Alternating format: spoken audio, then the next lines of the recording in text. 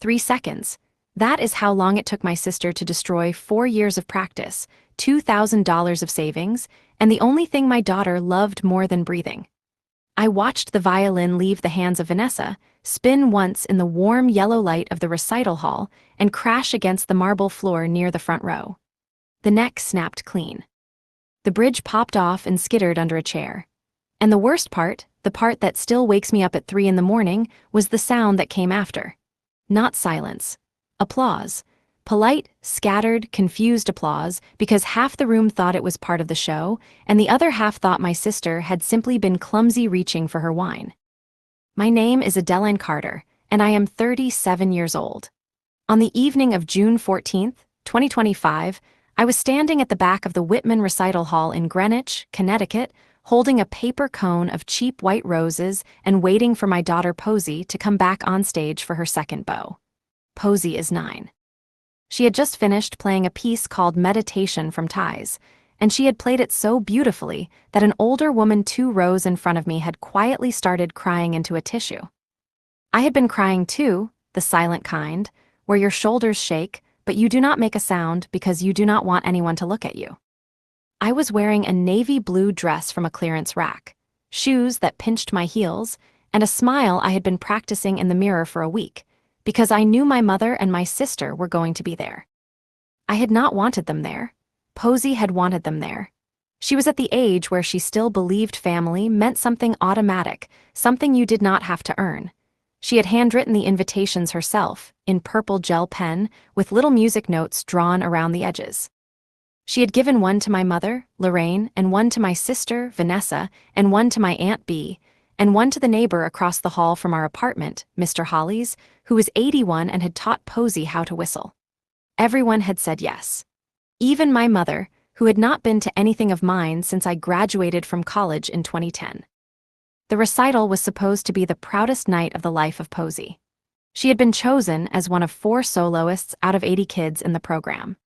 Her teacher, Mrs. Igger, had told me on the phone that Posey had a kind of musical patience that you could not teach, that it was either inside a child or it was not, and that Posey had it in a way she had only seen twice in 22 years of teaching.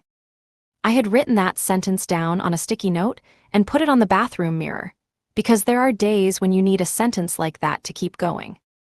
The violin Posey had played was not expensive. It was a step-up student instrument I had bought from a luthier in Stamford for $2,050, paid in 8 monthly installments over the previous year. To buy it, I had skipped my own dental cleaning twice, sold a gold necklace from my grandmother, and worked weekends grading online assignments for a community college extension program.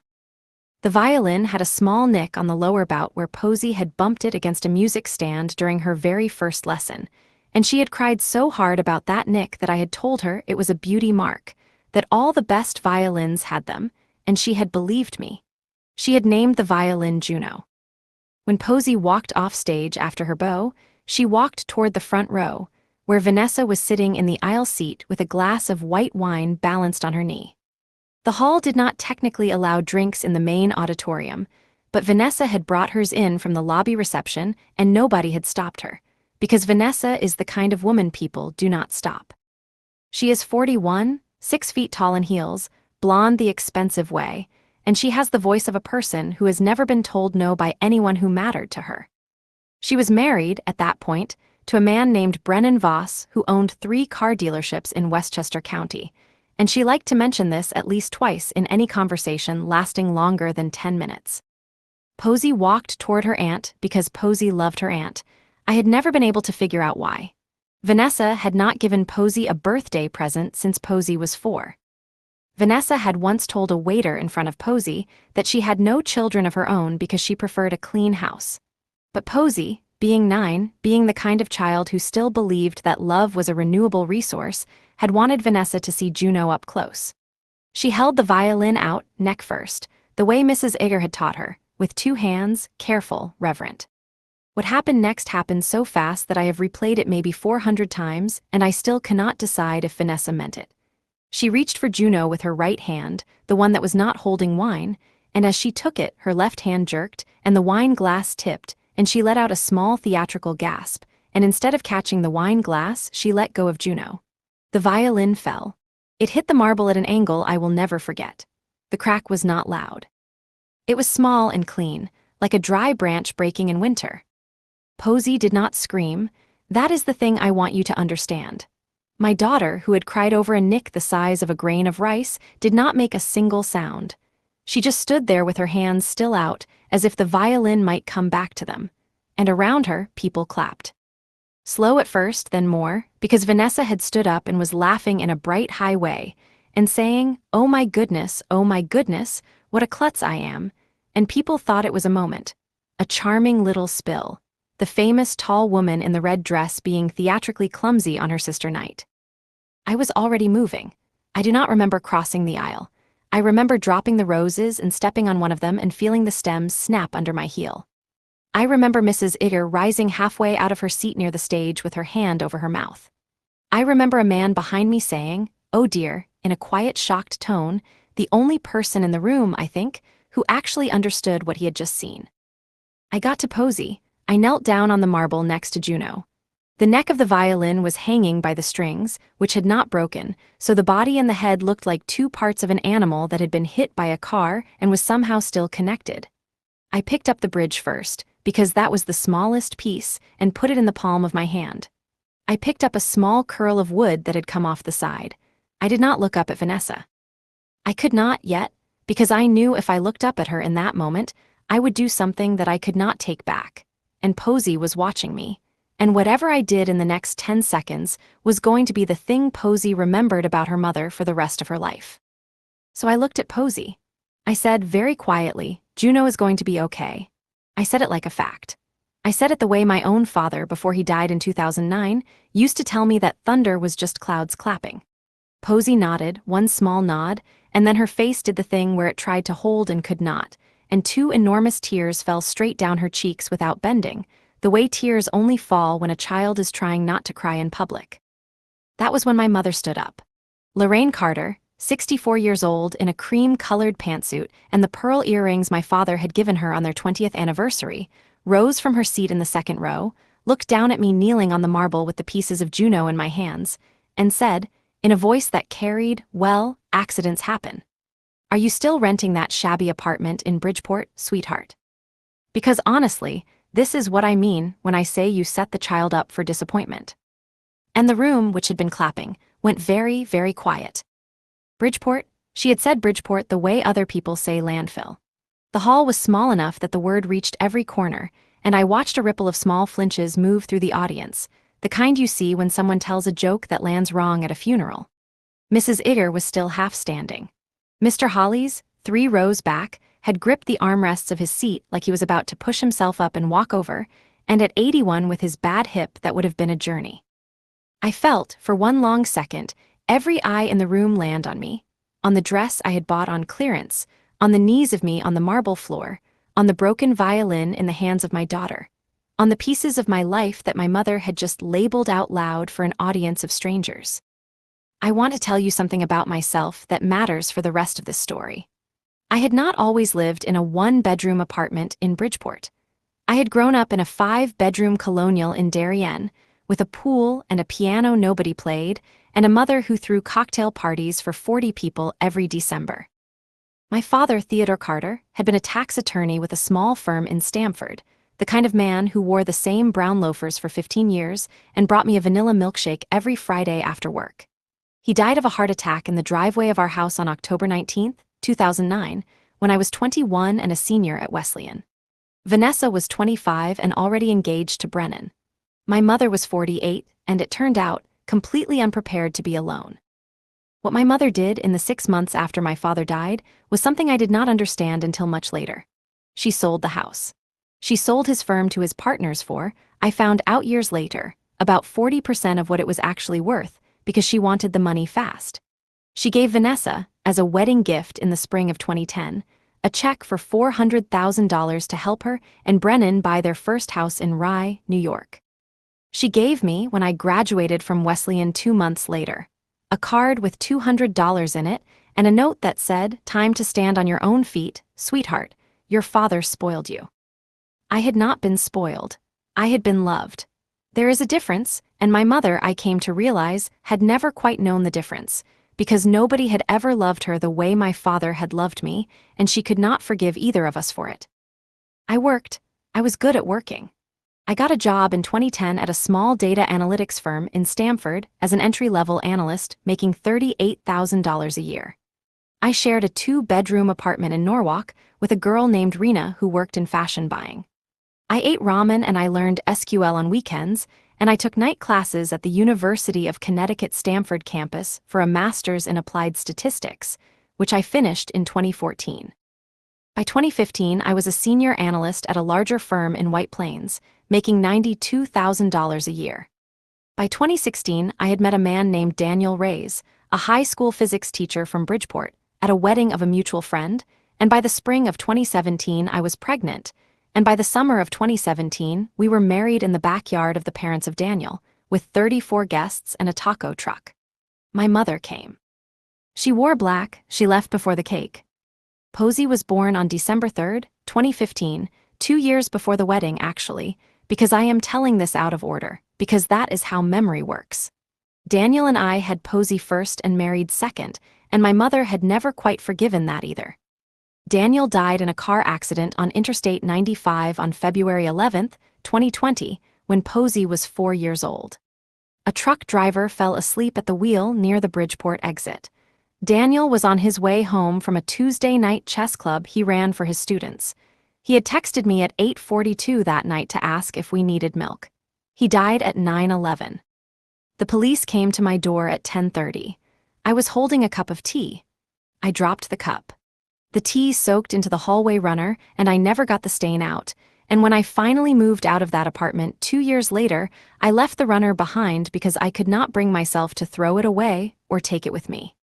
That was the apartment in Bridgeport, the shabby one, the one with the tea stain in the hallway and the radiator that clanked at 3 in the morning and the kitchen window that looked out at a brick wall 10 feet away.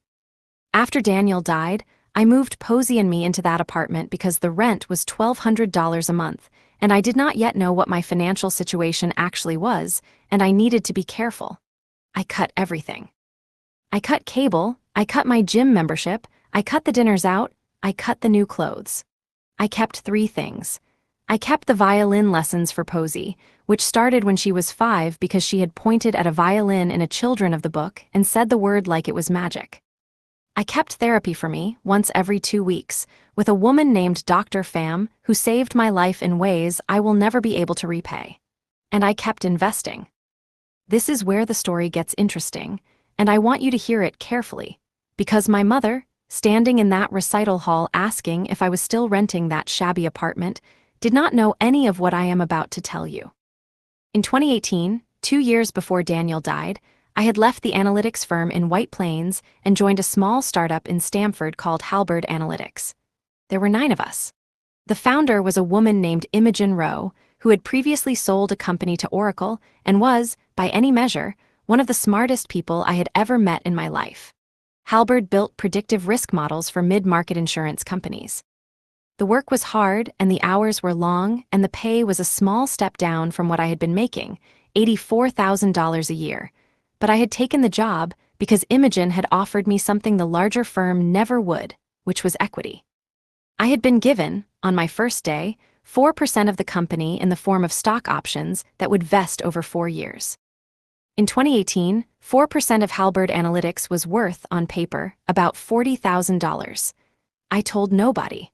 Not my mother, not Vanessa, not Daniel even, fully, because Daniel had a beautiful, uncomplicated relationship with money, and I did not want him to start thinking about a number that might never become real. I just worked.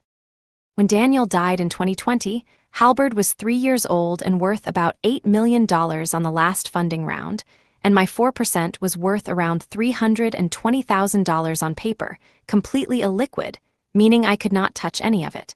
We were in the middle of a pandemic. The insurance industry was reeling. The funding environment had dried up. Imogen sat me down on a video call 2 weeks after the funeral of Daniel and said, "Adeline, I am so sorry about Daniel. And I am also going to tell you that the next 18 months are going to be the hardest of your professional life, and I need you with me, and I will make it worth it." I stayed. I stayed because I had Posey to feed and a mortgage on grief to pay, and because Imogen had looked me in the eye and not flinched at my circumstances. By 2022, we had pivoted into healthcare risk modeling. By 2023, we had won 3 major contracts with national hospital systems. By 2024, we had raised a Series C at a valuation of $300 million, and my 4%, now fully vested, was worth around $12 million on paper. Still illiquid. Still nobody knew. I kept living in the apartment in Bridgeport because moving felt like a betrayal of something, of Daniel maybe, of the version of me who had survived in that apartment and did not want to leave her behind. In January of 2025, Imogen Rowe was diagnosed with stage 3 pancreatic cancer. She told the leadership team on a Tuesday morning, 8 of us, in a conference room with bad lighting and a plate of bagels nobody touched. She said she was going to fight it. She said she would be reducing her schedule. She said she had spoken to the board and that the board was beginning a search for an interim CEO with a strong internal preference, and that she had named her preferred successor, and that she had named me. I sat in that chair and I felt my hands go cold, and I thought about Posey, asleep at home with a babysitter, and I thought about Daniel, and I thought about my father, and I thought about my mother in her cream pantsuit, and I said yes. The board began their formal vetting in February. The process took 4 months. They interviewed me. They interviewed external candidates. They modeled financial scenarios. They flew me to Chicago and to San Francisco. They asked me twice what my 5-year vision was, and I told them twice that I wanted to take Halberd public within 30 months at a valuation north of $15 billion. And the second time I said it, the chairman, a man named Walter Penrose, who had been a managing director at Goldman for 20 years, smiled in a way that told me he believed I could do it. The final board vote was scheduled for June 14, 2025. At 7 in the evening, the exact same evening as the recital of Posey. I had told the board I would not be on the call. I had told Walter Penrose, on the phone, 3 days before, that my daughter had a violin recital, and that I had missed exactly one thing of hers in 9 years, and that one thing had been the funeral of her father, and I was not going to miss this. Walter had laughed, the warm, rumbling laugh of a man who had 3 grown daughters of his own, and said, "Adeline, if we cannot vote a CEO in without her on the call, we do not deserve to have her as CEO." He told me they would text me the result. He told me to enjoy the recital. That was the buzz I felt in my pocket while I was kneeling on the marble floor of the Whitman Recital Hall, holding the bridge of the broken violin of Posey in the palm of my hand. I felt it, but I did not check it, because my mother was still talking, and my sister was still standing, and Posey was still crying without sound, and the room was still quiet in that awful suspended way. I am going to do something hard for me now, which is to tell you what I said to my mother in that moment. Because for 15 years I had not said anything to my mother that was not careful and small and shaped to keep the peace. I stood up. I held the pieces of Juno against my chest with one hand, and I took the other hand of Posey with my free hand, and I turned to face my mother across the row of seats. I said, "Lorraine, I am not going to do this with you here." I did not call her mom. I had not called her mom in any kind of feeling since 2010. I had used the word, but it had been a placeholder, a sound. In that moment I used her first name, and I felt the room hear it. My mother blinked. She is not a woman used to being addressed by her first name by her own children. She recovered fast because she always does. She said, "Oh, do not be dramatic, Adeline. The girl needs to learn that life is not a soft place, and a cheap violin breaks, that is what cheap things do." Vanessa, who had been holding her wine glass in 2 hands now like a prop she had forgotten she was carrying, laughed. It was a short laugh, a nervous one, and even she heard how badly it sounded, because she stopped halfway through it. Mrs. Igger reached us then. She had crossed the aisle and she did not look at any of the adults. She knelt down next to Posey and she put both hands on the shoulders of Posey and she said, "Sweetheart, look at me." Posey looked at her. Mrs. Igger said, "That was the most beautiful meditation I have heard from any student in 22 years. That happened.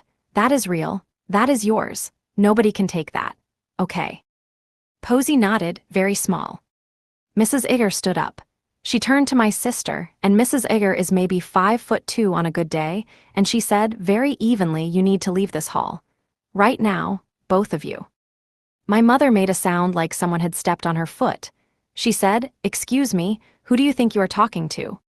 Mrs. Igger said, "I am the teacher of this child, and you are guests at a performance she invited you to, and one of you destroyed the instrument of her, and the other one of you mocked her mother in front of 200 people. So you can leave on your own, or I can have the program director walk you out. Your choice." It was at that exact moment that I finally pulled my phone out of my pocket. I do not know why I did it then. Maybe because the silence after Mrs. Igger spoke needed something to fill it. Maybe because the buzz against my hip had been getting louder in my head with each passing minute. I looked down at the screen. There were 3 messages. The first one was from Walter Penrose. At 7:04 p.m. it said, "Mrs. Carter, the board voted you in as CEO unanimous. Congratulations." The second one was from him too. At 7:05 p.m. it said, "Also, the secondary tender we discussed closed this afternoon at the $15 billion valuation. Your shares, post-dilution, are now worth approximately $15 billion on paper, with a liquid tranche of $300 million available to you within 30 days under the tender terms." The third one was from Imogen. At 7:07 p.m. it said only, "My dear, you earned every penny. Go hug your daughter." I read the messages 3 times. I had known the number was coming. I had modeled it with the finance team 6 different ways. I had told Walter that morning that the tender would likely close in the high end of the range. I had not known it would close on the same evening as the board vote. I had not known I would be standing on a marble floor with the broken violin of my daughter against my chest when I learned that my name, the name my father had given me in 1988, was now attached to a number with the word billion in it.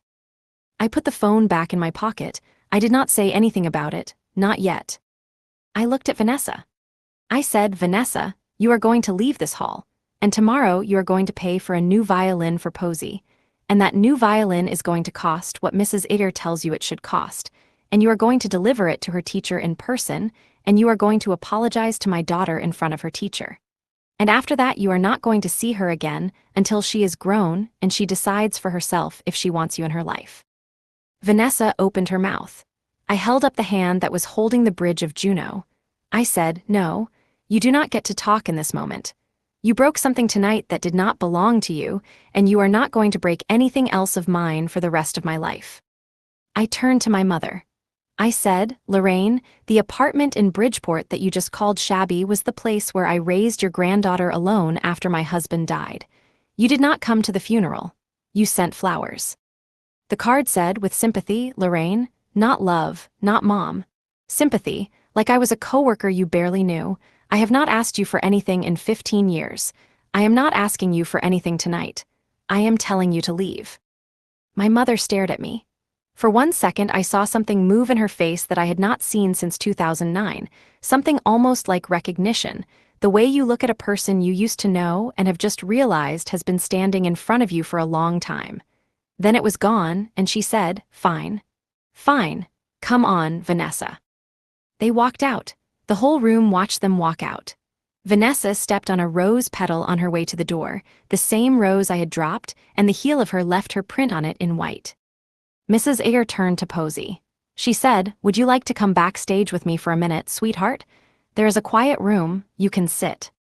Your mom is going to come too." Posey nodded. I let Mrs. Igger take her hand, and I followed them down the aisle, and behind me I heard the program director step up to the microphone and apologize for the disruption and announce a 15-minute intermission.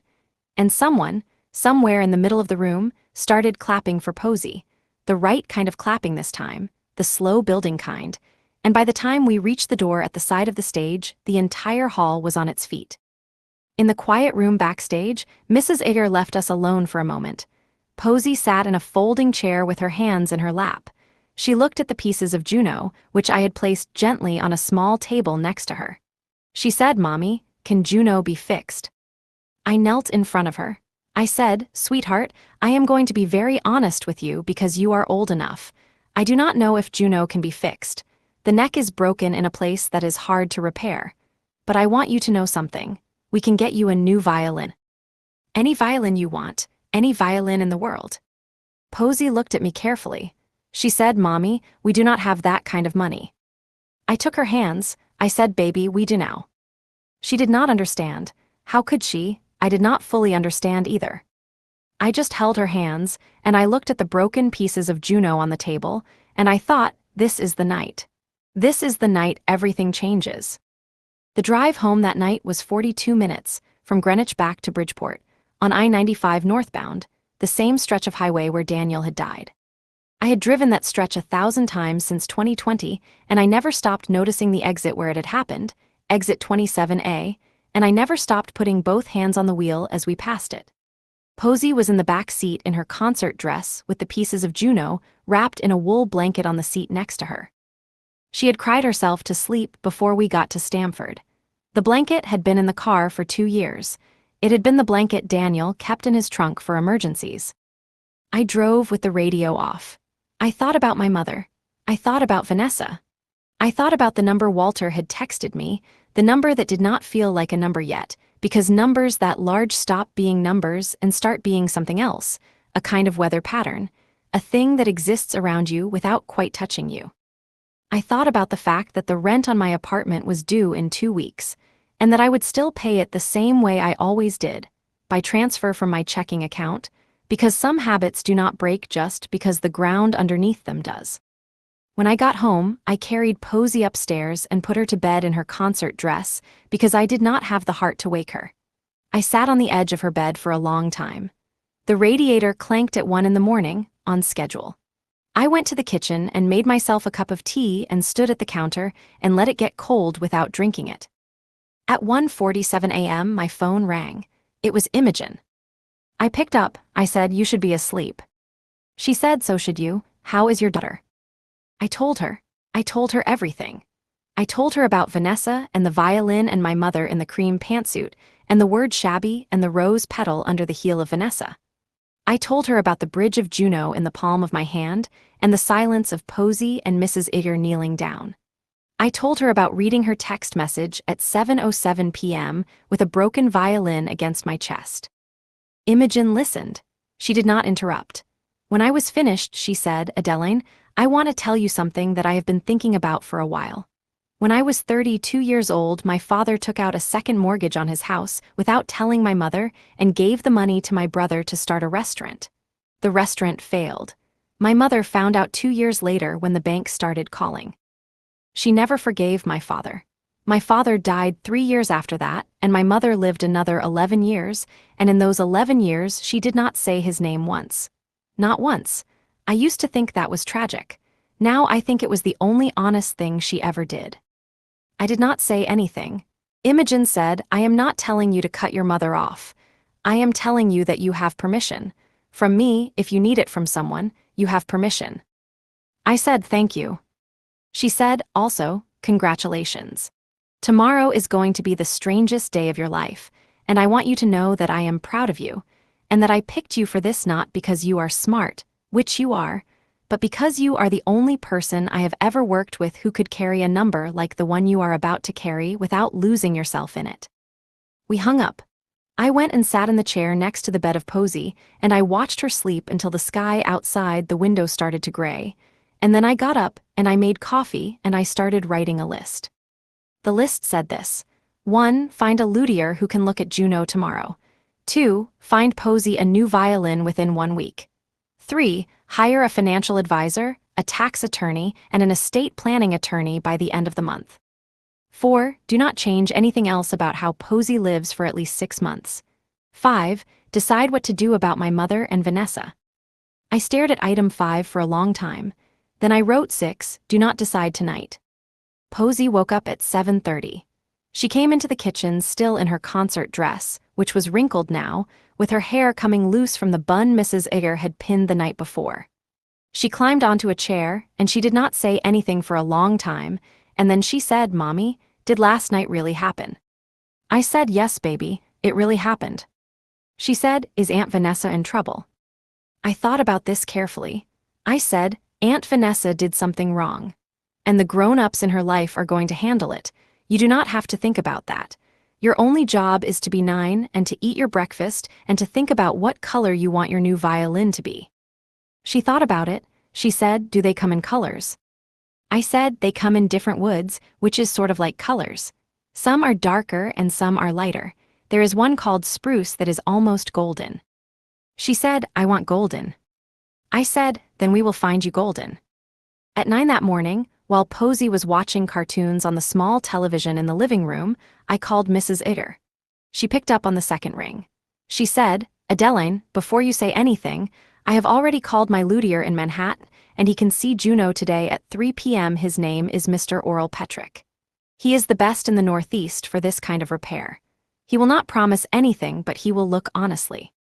I started to cry. I had not cried the night before, not really, and I cried now in a quick, hard way, standing in the kitchen with the phone against my ear.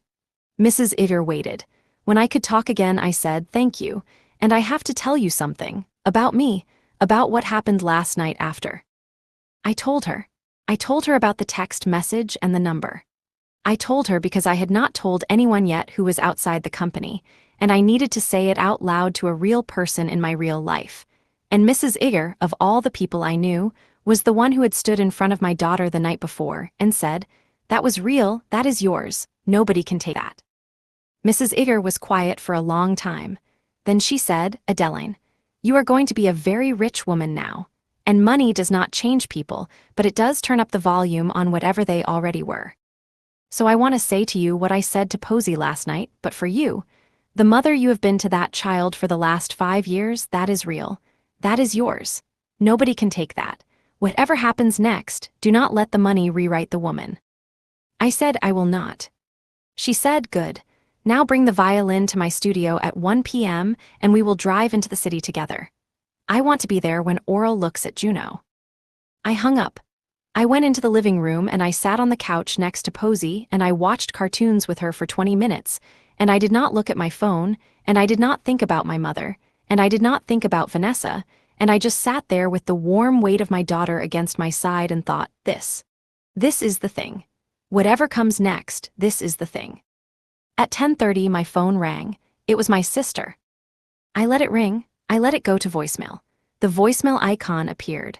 I did not listen to it. I went into the kitchen and poured myself another cup of coffee and looked out the window at the brick wall 10 feet away, and I thought about how the brick wall had been my view for 5 years and how, if I wanted to, I could see a different view by Monday. I could see the ocean if I wanted. I could see a mountain. I could see anything at all. But I was not going to move yet. I had told Imogen the truth, and I had told Posey the truth, and the truth was that nothing about the way we lived was going to change for at least 6 months.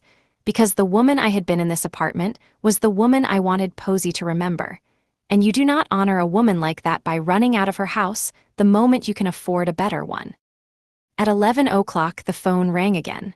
My mother this time. I let that one go to voicemail too. Then I sat down at the small kitchen table, opened my laptop, and started doing the only thing I knew how to do when the world tilted, which was work. The studio of Mrs. Igger was on the second floor of a converted carriage house in Riverside, 10 minutes from where the recital had been the night before. I parked at 12:50 p.m. with Juno in the wool blanket on the passenger seat and Posey in the back seat with a juice box and a library book about a girl who could talk to horses. Mrs. Igger came down the outside staircase in a long gray cardigan and flat shoes, which I had never seen her wear before, because she always wore heels at recitals. She took the blanket bundle from me with both hands, the way Posey had handed Juno to Vanessa, and she did not say anything as she carried it to her car. The drive into Manhattan took an hour and 10 minutes. Posey fell asleep again 20 minutes in. Mrs. Igger drove because she had insisted, and I sat in the passenger seat of her old Volvo wagon and watched the Bronx slide by outside the window. She told me, in the quiet voice you use when a child is sleeping in the back seat, about Oral Petrick. He was 72. He had been born in Romania and trained in Cremona, Italy, in the late 1970s. He had emigrated to the United States in 1984 and had been working out of the same small shop on West 54th Street since 1991. He had restored instruments that had belonged to people whose names she said carefully, as if each one was a small bell she did not want to ring too loud. She said he was the only person in North America she would let touch a broken violin that mattered. The shop had a green door with a small brass plate that said only Petrick Luthier, No first name, no other words. Oral met us at the door himself. He was a small man with thick white hair and the hands of someone who had worked with wood for 50 years, knuckles slightly swollen, fingertips squared off. He bowed slightly to Posey when she came in, which made her sit up straighter, and then he took the bundle from Mrs. Igger and laid it on a wide wooden bench by the window and unwrapped it slowly. He looked at Juno for a long time without speaking. He picked up the bridge. He picked up the small curl of wood from the side. He turned the body of the violin under a lamp and tilted it and put on a pair of round glasses and tilted it again. He hummed once, low, the kind of hum that is not a tune. He said, in a quiet, accented voice, "This is a Karl Hofner from East Germany, mid-1970s, a student model but a good one. The wood is honest. The break is at the heel of the neck, where the neck meets the body. It is a hard place to repair, but it is not impossible. I can do it. I will need 8 weeks. It will cost about $1,400. When it is finished, it will play again, but it will not be the same violin. It will be a violin that has been broken and repaired. Some violins sound better after. Some do not. We will not know until it is done." Posey was standing very close to the bench, on her tiptoes, looking up at Juno on the wood. She said, "Will Juno remember me?" Oral looked down at her. He took off his glasses. He said, "Young lady, instruments do not remember the way you and I do, but they keep what has happened to them. Every note you played on this violin is still inside the wood. It is in the way the wood has learned to move. When I fix it, those notes will still be there. So yes. In the way that matters, Juno will remember you." Posey nodded the small nod again. I had to look away for a second. I told Oral to start the work. I told him I would pay the deposit by wire that afternoon. I told him I also wanted to commission, separately, a full-size professional violin for Posey to grow into, by the time she was 14, the best violin he could make me in 5 years, and I wanted to be on his list as of today. He looked at me for a long moment over his glasses. He said, "That violin will cost between $40,000 and $60,000, depending on the wood I find." I said, "That is fine." He looked at me longer. Mrs. Igger behind me said nothing. He said, "You have come into some good fortune, Mrs." I said, "Yes." He said, "Then I will make her the best violin of my life, because you did not come in here yesterday, before. You came in here today, after." I did not know exactly what he meant, but I understood it. We left the shop at 4 p.m. Mrs. Igger drove us back to her studio. Posey slept again. I stared out the window at the river. When we got back to Riverside, Mrs. Igger parked and turned off the car and sat there for a moment with her hands on the wheel. She said, "Adeline, there is one more thing I want to say to you, and then I will not bring it up again unless you bring it up first." I said, "Okay." She said, "Your sister called my studio this morning, before you and I spoke. She said she wanted to make it right. She offered to write a check for the violin. She offered, in fact, $10,000, which was more than the violin cost. She asked me to give her the address of where to mail it. I told her I would not give her the address. I told her if she wanted to make it right, she could call you directly. She said she had already tried and that you were not answering. I told her that was an answer, and I hung up. I said, "Thank you for telling me." She said, "Your sister is going to keep trying, and your mother is going to call. And they are going to want to fix this fast, because they are the kind of people who do not like loose ends, especially ones with audiences. I want you to know that whatever you decide, I will support it. But I also want to say that fast is not the right speed for what happened last night. Make them wait, make yourself rest. Make Posey your first thought every morning for the next month. The rest of it can sit." I said, "Okay." I drove home to Bridgeport with Posey in the back seat. When I walked into the apartment, the answering machine on the kitchen counter, the old one I had kept because Daniel had liked it, was blinking. 11 messages. I sat down at the table and I made myself listen to all of them. 4 were from Vanessa, each one progressively more urgent, more performative, more crafted. The first was apologetic. The second was apologetic and confused, as if she did not understand why I had not called her back yet. The third was angry, in a thin, controlled way, and mentioned that Brennan was very upset that I was making a scene. The fourth, left at 3:30 p.m., said, "Adeline, you are being ridiculous. It was a glass of wine, the violin was already cheap. I have offered to replace it twice over. What more do you want, blood? 3 were from my mother.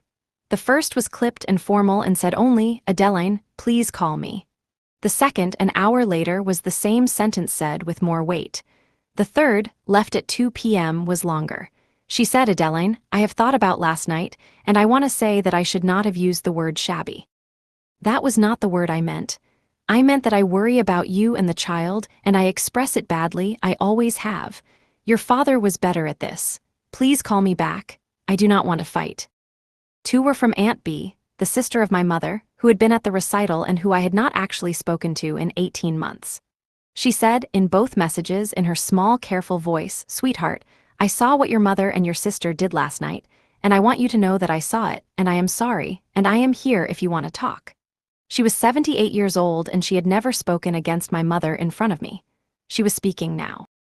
The last 2 were from Mr. Holly's, across the hall. He said, in the first message, Mrs. Carter, I just want to make sure the little one is all right. Please knock when you get home. In the second, he said, also, if you need help with anything at all, you knock. I did not return any of the calls of Vanessa. I did not return the calls of my mother. I called Aunt B back and we talked for 40 minutes, and she cried twice, and I cried once, and at the end she said, Sweetheart, I should have done this years ago. I said, you are doing it now. That counts. I went across the hall and knocked on the door of Mr. Holly's. He opened it in a cardigan and slippers. I told him Posey was fine. I told him the violin was being repaired. I did not tell him about the text message from Walter Penrose. I did not have to. He looked at me for a long second and he said, Mrs. Carter, whatever it is that has happened to you in the last 24 hours, you have the same face my late wife had the week she found out she had inherited her aunt house in Pennsylvania in 1974. So I will not ask, but you knock if you need to talk.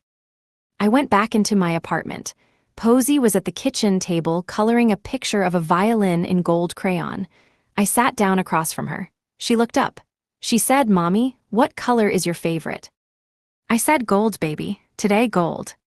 On Monday morning, June 16th, 2025, I went to the office of Halberd Analytics in Stamford for the first time as the chief executive of the company. The drive was 27 minutes.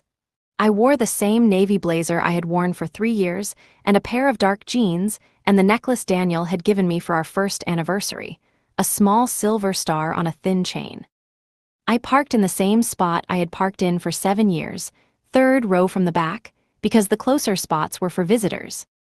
The team had been told over the weekend. There were 38 people in the office and another 19 working remotely. When I walked in at 8:45 a.m., the office was unusually quiet, the kind of quiet that happens when people have been talking about you and stopped when they heard the door. I went to my office, which was the same office I had been working out of since 2023, a glass-walled room in the corner, and I put my bag down and I opened my laptop, and at 9 o'clock sharp, I walked into the main conference room where the entire local team was gathered. I had not prepared a speech. I had thought about preparing one and decided against it. I said, Hi, most of you know me. For those of you who do not, I am Adeline, and I have been here since 2018, and I am taking over as CEO from Imogen, who is going to be reducing her schedule to focus on her health. She is not going anywhere. She is the chair of our board, and she is the smartest person any of us will ever work with, and we are going to take very, very good care of her. I said, I am not going to make a lot of changes in the next 90 days.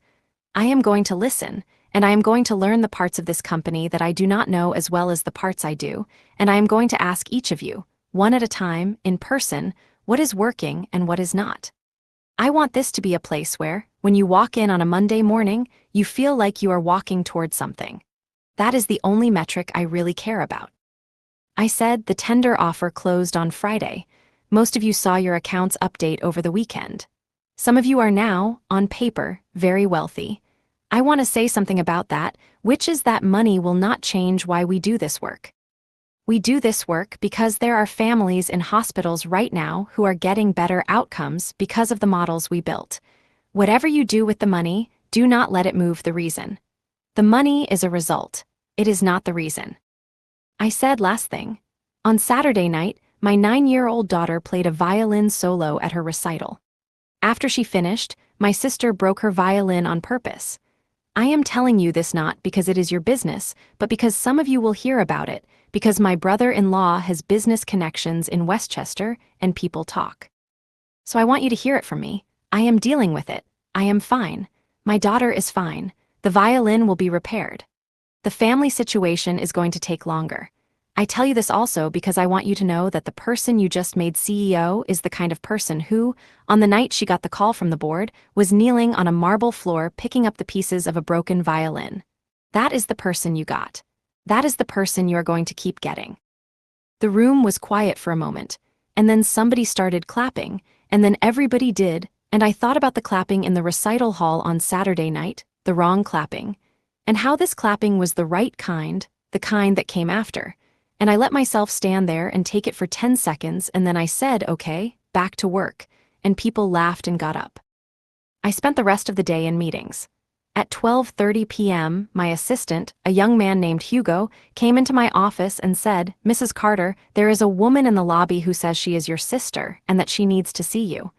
I looked up from my screen. I said, "Did she have an appointment?" Hugo said no. I said, "Please tell her that I do not take meetings without appointments, and that the next available appointment with me is in 12 weeks, but that she can email me through the office address and her email will be reviewed." Hugo nodded and walked out. He came back 5 minutes later and said, "She is leaving. She also said to tell you that you are being childish." I said, "Thank you, Hugo. Please put that in the note about the visit in the system." He smiled, just a little, and walked back out. That night, I picked up Posey from her after-school program at 6. She showed me a drawing she had made of a golden violin with little stars around it. She asked me if we could go get pizza. We went to the same place we always went, a small spot on Park Avenue in Bridgeport called Tony's, where the owner knew us by name and always gave Posey an extra meatball on the side. While we were eating, Posey said, "Mommy, can I ask you something?" I said, "Anything." She said, "Why does Grandma not like us?" I put my pizza down. I had known this question was coming someday, but I had not expected it to come on a Monday night over a slice of cheese pizza at Tony's. I said, "Sweetheart, Grandma loves us in her own way. But Grandma had a hard time when Grandpa died.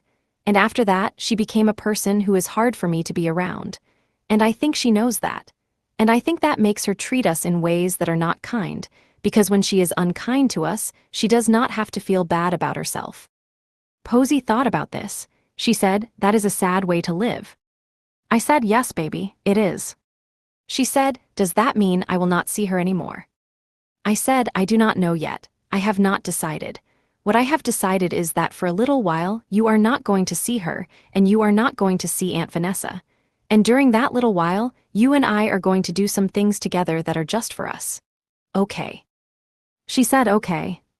She said, "Can one of the things be a trip to see the ocean?"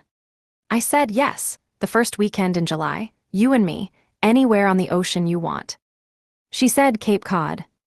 I said, "Cape Cod it is." When we got home, there was a man in a dark suit waiting outside my apartment building. He was leaning against a black SUV. He stood up when he saw me. He said, "Mrs. Carter, my name is Tomas. I work for Mrs. Rowe. She asked me to give you this." He handed me a thick envelope. He said, "She also wanted me to tell you that I will be available, on call, 24 hours a day, starting today, until you decide what your security arrangement is going to be. There is a card in the envelope with my number. I am not here to follow you. I am here when you call." I took the envelope. I said, "Thank you, Tomas." He nodded. He got back in the SUV and drove off. Upstairs, I opened the envelope. There was a note from Imogen that said, "You are now publicly the CEO of a company about to go public. The world is going to find your address by Wednesday. Tomas is a friend. He worked for me for 6 years. Use him until you find your own." Also enclosed, a list of 3 financial advisors, 2 estate attorneys, and a tax firm. All have been notified that you might call. None know any details. I love you, Imogen. I sat at the kitchen table for a long time with that note in front of me. Posey was in the living room watching a show about a girl detective. The radiator clanked. The brick wall outside my window was the same brick wall it had been for 5 years. Nothing in the room looked different, and everything was different. I picked up my phone. I dialed my mother. She answered on the second ring. I said, "Lorraine, I got your message. I want to say two things to you. The first is that I am not going to call you back for at least 6 months. I am not going to see you for at least 6 months. I am not going to bring Posey to see you for at least 6 months. The second is that whatever you have heard about me, or are about to hear about me, in the next few weeks from Vanessa or from anyone else, I do not want you to call me about it. If you have something to say to me, you write it. By hand, on paper. And you mail it. And I will read it when I am ready. Do you understand? There was a long pause. My mother said, in a smaller voice than I had ever heard her use, "What have you heard about you that I am about to hear?" I said, "Good night, Lorraine." I hung up. The news broke on Wednesday morning, June 18th, in a small piece in a financial trade publication called Modern Risk Quarterly. The headline said, Halberd Analytics names Adeline Carter CEO ahead of anticipated IPO. Tender values firm at $15 billion.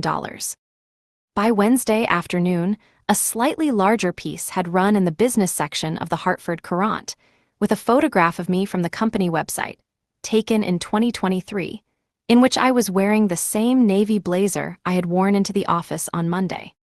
By Thursday morning, the Wall Street Journal had picked up the story and added a sentence about how I lived in Bridgeport, Connecticut, as a single mother of a 9-year-old daughter, a detail that had not come from me and that I assumed had come from someone on the board who thought it was a charming color point. I did not love that the address of my daughter was now a charming color point. But I had expected something like it, and I had Tomas, who had quietly arranged for the building of me to add a second lock to the lobby door at no cost to the other tenants on Tuesday night. Thursday at 10 in the morning, Vanessa showed up at my apartment. I was working from home that day, which I planned to do once a week because I had told the team I would. The buzzer rang. I looked at the small screen on the panel in my kitchen. It was Vanessa, in sunglasses, holding what looked like a bottle of champagne and a wrapped present. I pressed the talk button. I said, "Vanessa, I told you not to come here." She said, "Adeline, just let me up. Please, 5 minutes, I am your sister." I said no. She said, "Then come down. I will sit in my car. We can talk through the window, please." I said no. "Vanessa, listen to me carefully. You are not allowed at this building anymore. If you come back, I will call the police. This is not me being dramatic. This is me telling you a fact. Go home." She started to cry, the kind of crying she did when she had been a child and had not gotten what she wanted. She said, "Adeline, I read the article. I read the article." Do you know how I had to find out? I had to find out from Brennan, who got a call from his accountant, who said congratulations on having a billionaire for a sister-in-law. Brennan looked at me. He looked at me, Adeline, and he said, "Did you know?" And I had to say no. In front of him, I had to say I did not know. Do you have any idea what that did to my marriage? I stood in my kitchen and I looked at the small screen and I watched my sister cry in front of my apartment building, and I felt, for the first time in 2 days, the full weight of what was about to happen to me, because if Vanessa was crying about her marriage in front of my apartment building on a Thursday morning, then this was the easy part. The easy part. And the hard part was still coming. I said, "Vanessa, I am going to say this once. What I have or do not have is not the point. What you did at the recital is the point. You broke my child violin, you laughed about it. You let our mother insult me in front of 200 people. None of that has changed because of an article. If you had broken the violin and I had still been broke, you would still have broken the violin. The money is not the wound is the wound. Do you understand the difference?" She said, "Adeline, please." I said, "Go home, Vanessa." I turned off the panel. I went to the window. I watched her stand on the sidewalk for another 10 minutes. Then she got in her car, a white Range Rover, and she drove away.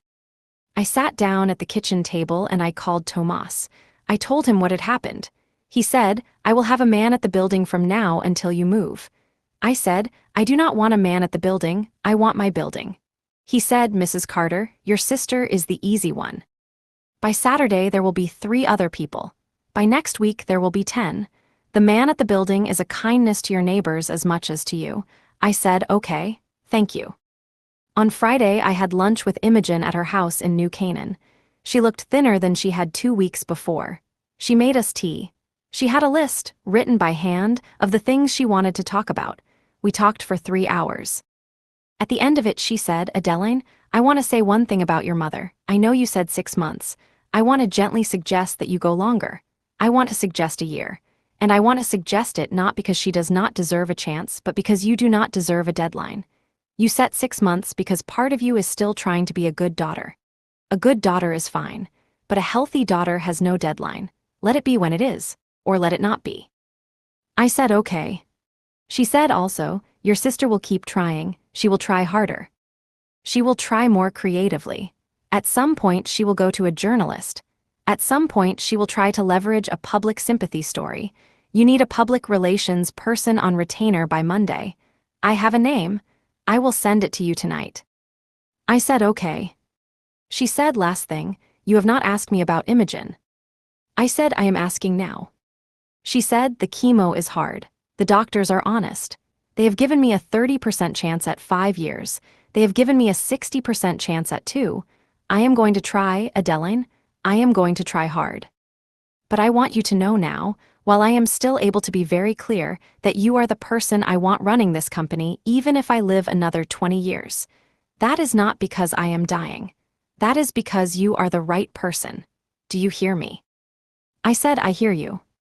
She put her hand over mine. Her hand was thinner than it had been even a month ago. She said, good. Now go pick up your daughter and take her somewhere lovely this weekend. I took Posey on Saturday morning to a small bookstore in Westport that had a cafe inside it. We bought 12 books. We sat on a bench by the harbor and ate lobster rolls. She told me, between bites, that the girl who sat next to her at school, a girl named Margaret, had asked her if it was true that her mom was on the internet now. Posey had said yes, that her mom had gotten a new job. Margaret had said her dad had told her that Posey was now rich. Posey had said, in the words of a 9-year-old, my mom is the same as she was last week, so I am the same as I was last week. I almost cried into my lobster roll. I did not. I said, that is a very good answer, baby. She said also, can I tell people at school? I said, that is up to you, but here is what I want you to know about telling people things. When you tell someone something true about yourself, you give them a piece of you. So you want to give those pieces to people who will keep them safe. Not because the truth is bad, because you are valuable. Does that make sense? She said yes, so I should not tell Margaret. I said you can tell Margaret whatever you want. I am saying, in general, think about who you tell. She said okay. We sat on the bench for another hour and watched the boats. She rested her head against my shoulder. I thought, I have been here on this bench in a different life, with this same child, and I have not had the money to pay the dental bill that came that week, and I have still been happy. So whatever happens now, I have proof in my own memory that the happiness was not waiting on the money. The happiness was already here. The money just makes it easier to schedule the dentist. That night, after Posey was asleep, I sat at the kitchen table and I wrote a letter. I wrote it by hand, on a piece of unlined paper. I wrote it to my mother. I wrote, Lorraine, you asked me on Monday night what you were about to hear about me. By now you have heard it. I want to tell you that the money does not change anything between you and me. The thing between you and me is older than the money. It is older than Vanessa. It is older than the apartment in Bridgeport. It is as old as the day after Daddy died, when you sat me down in the kitchen of the house in Darien and told me that I had been his favorite and that you were not going to pretend otherwise anymore. I was 21 years old. I had just lost my father. And you told me in the same week that I had also lost you, because you had never wanted to be the parent of the second choice of a child, and now you did not have to be. I never told anyone you said that. I never told Vanessa. I never told Daniel. I never told Posey. I am telling you now in writing because I want you to know that I remember it, and I want you to know that I am not punishing you for it.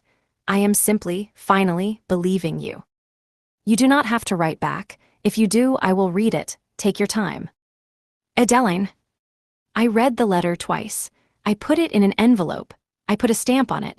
I walked downstairs in my slippers and I dropped it in the mailbox at the corner.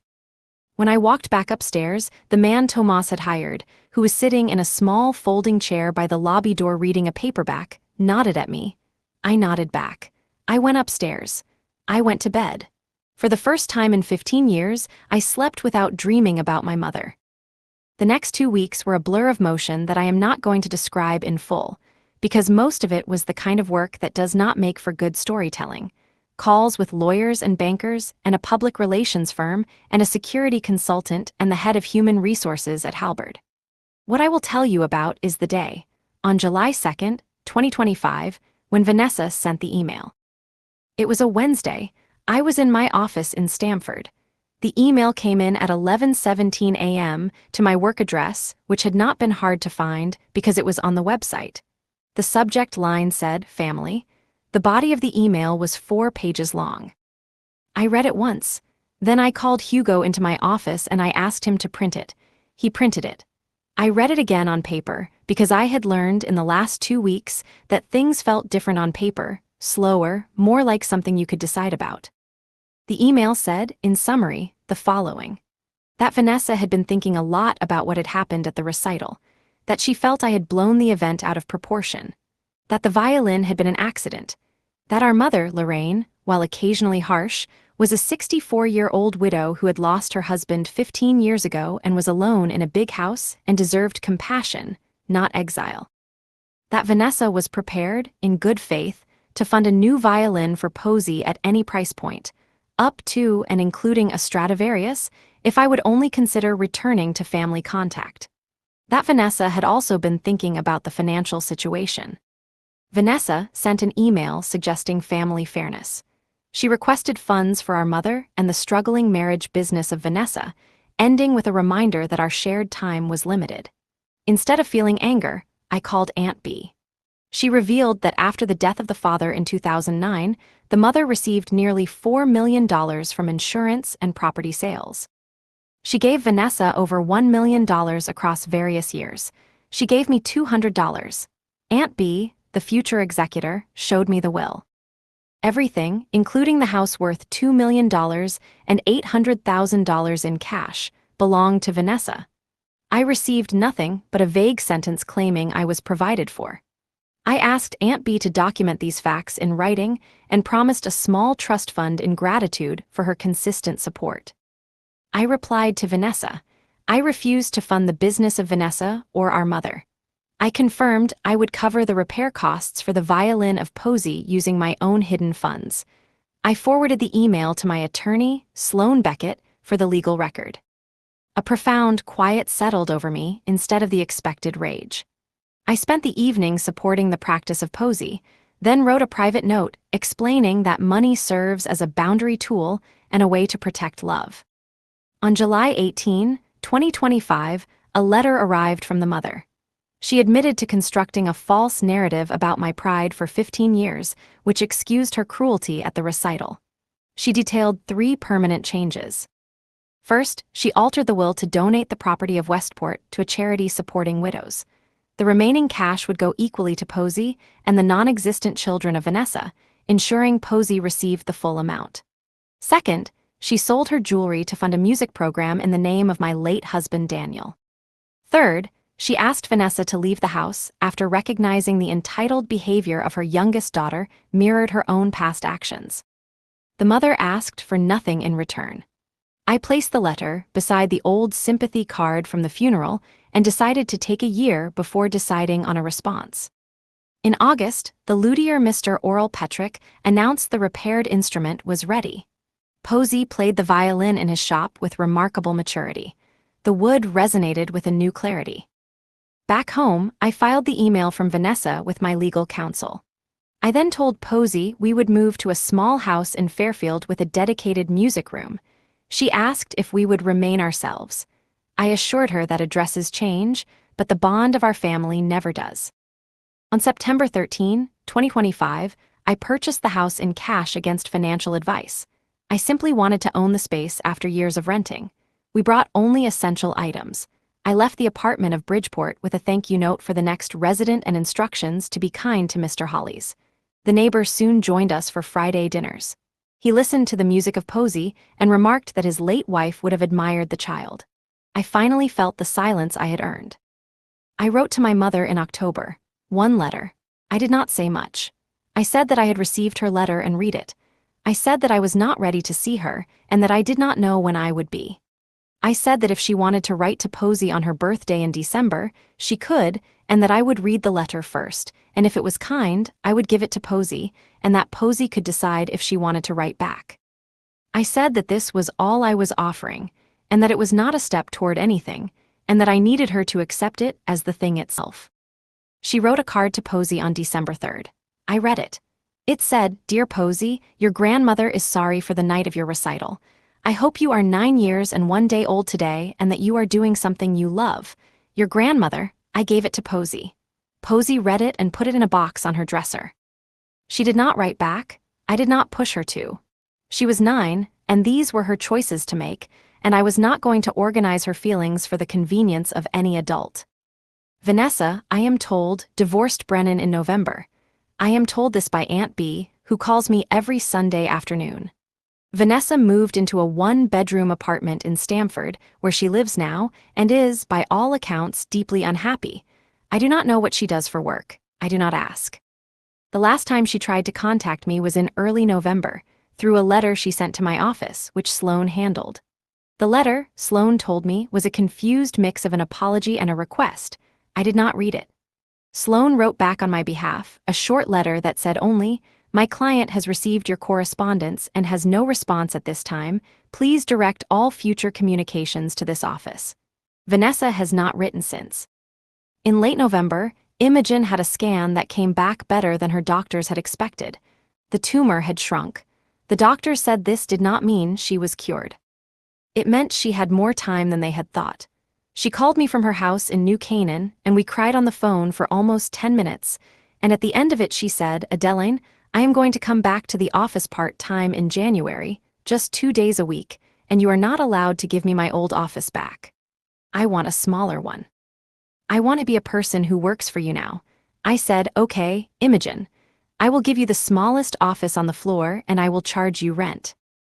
She laughed. The company is doing well. We are on track to file for our initial public offering in the second quarter of 2026. My personal stake, as the numbers stand today, will be worth more than the original estimate from June. I am not going to tell you the exact number, because the exact number is not the point. The point is that I am not going to need any of it in the way you might think. What I am going to do with it is the following. I am setting up a foundation. I have not announced this publicly yet, but I am telling you now, because you have spent 10 chapters with me, and you have earned it. The foundation will be called the Daniel Ray's Music Initiative, after my late husband. It will buy violins and other instruments for children in public schools in Connecticut who want to play but cannot afford to. The first 3 years of funding, $12 million, is already in escrow. Mrs. Ayer is on the board. Oral Petrick has agreed to consult on instrument selection. Mr. Hollies, who taught my daughter how to whistle and who held the line at the lobby door without ever knowing what kind of woman was renting the apartment across the hall from him, is on the board too. He is 82. He says it is the best job he has ever had. I want to tell you about a moment from last week. Posey had a small recital. It was held in the gymnasium of her new school in Fairfield. 40 parents in folding chairs, no marble floor, no spotlight. Posey played a piece by Bach, the Gavotte from the Partita No. 3, which she has been working on since September. She played it well. She made one small mistake in the middle, a missed note on a string crossing, and her face flickered for half a second. And then she kept going, because Mrs. Ayer has been teaching her that mistakes are not the end of the music, they are part of the music, and you keep going. I sat in the third row. I was alone, in the way that I have learned to be alone with peace instead of with hunger. I held no roses. I had decided, after the recital in June, that I was not going to bring roses to her performances anymore, because I had spent too many years offering flowers to a child as a substitute for the family who was supposed to be there. Instead, after she finished and bowed and came down off the stage, I took her by the hand and I said, "Baby, you played that beautifully, and now we are going to get ice cream." We got ice cream.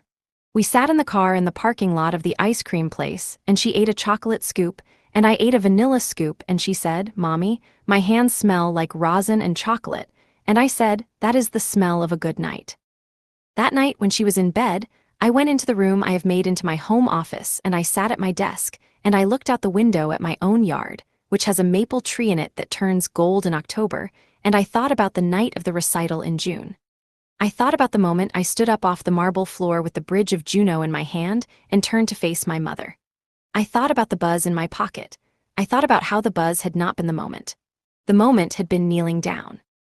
The moment had been saying to Posey, Juno is going to be okay. The buzz had only been the rest of the world catching up to a decision I had already made on the floor. Here is what I have learned, and what I want to leave with you, if you have listened to me this far. People will tell you that money is power. It is not. Money is a microphone. Whatever you were already saying with your life, money makes louder. If you were saying I love my child, the microphone makes that louder. If you were saying I am owed something by the people who love me, the microphone makes that loud too. My mother and my sister had been holding a microphone of a certain size for a long time. When mine got bigger than theirs, they did not change. They just got quieter against the new volume. The other thing I have learned is that boundaries are not punishments. I spent 15 years thinking that if I told my mother no, I was hurting her. I was not hurting her. I was telling her the truth about where I ended and where she began. That is the most loving thing one adult can do for another. The people who call your boundaries cruel are the people who were profiting from your lack of them.